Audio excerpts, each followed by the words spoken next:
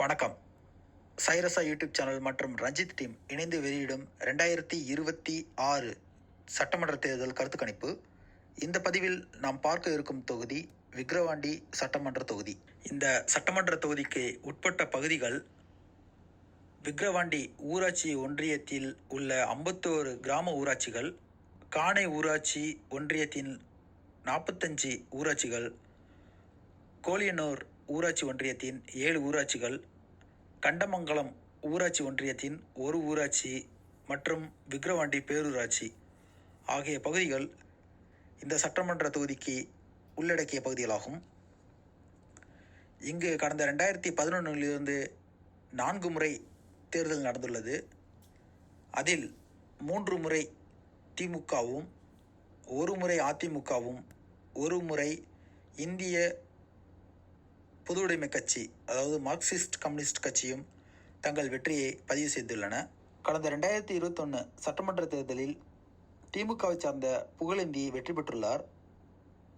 ஆனால் அவர் இறந்ததை அடுத்து அவரது மறைவுக்கு பின் 2024 இடைத்தேர்தல் நடைபெற்றது.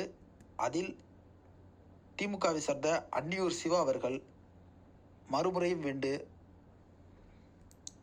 சட்டமன்ற உறுப்பினராக திமுக கட்சியை சார்ந்தவரே வெற்றி பெற்றுள்ளார். கடந்த 2024 இடைத்தேர்தலில் வெற்றி பெற்ற அன்னியூர் சிவா 1,24,053 வாக்குகளை பெற்றுள்ளார்.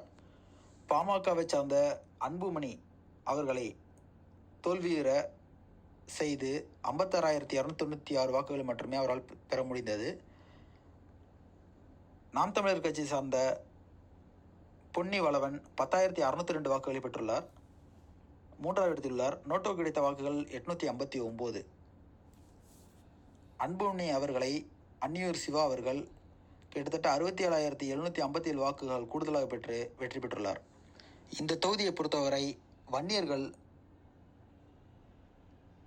30%, பறையர் 30%, முஸ்லிம் மக்கள் 10% முக்கிய வாக்காளர்களாக இந்த பகுதியில் உள்ளனர். இது ஒரு பொது தொகுதியாகும்.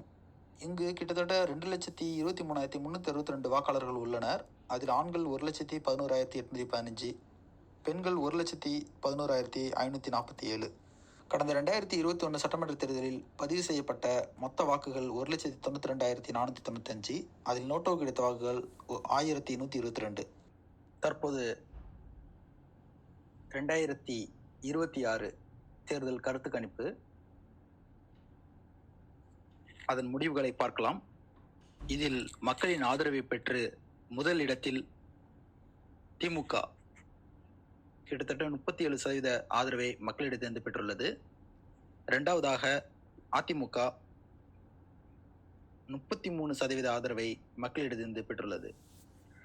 3வதாக தமிழக வெற்றி கழகம், இது 12% ஆதரவை மக்களிடத்திலிருந்து பெற்றுள்ளது. இதர கட்சிகளுக்கு 10% ஆதரவை மக்கள் தங்கள் பங்களிப்பாக கொடுத்துள்ளனர். நாம் தமிழர் கட்சிக்கு 8% ஆதரவை மக்கள் இந்த தொகுதியில் தங்கள் ஆதரவை தெரிவித்துள்ளனர். இந்த விக்கிரவாண்டி தொகுதியை பொறுத்தவரை எம்எல்ஏவின் செயல்பாடு மற்றும் பெண்களுக்கு கொடுத்த உரிமை தொகை இது அவர்களை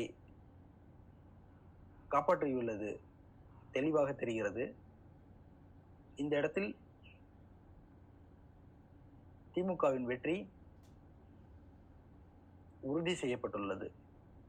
மீண்டும் மற்றொரு தொகுதியை அடுத்த பதிவில் பார்க்கலாம். நன்றி, வணக்கம்.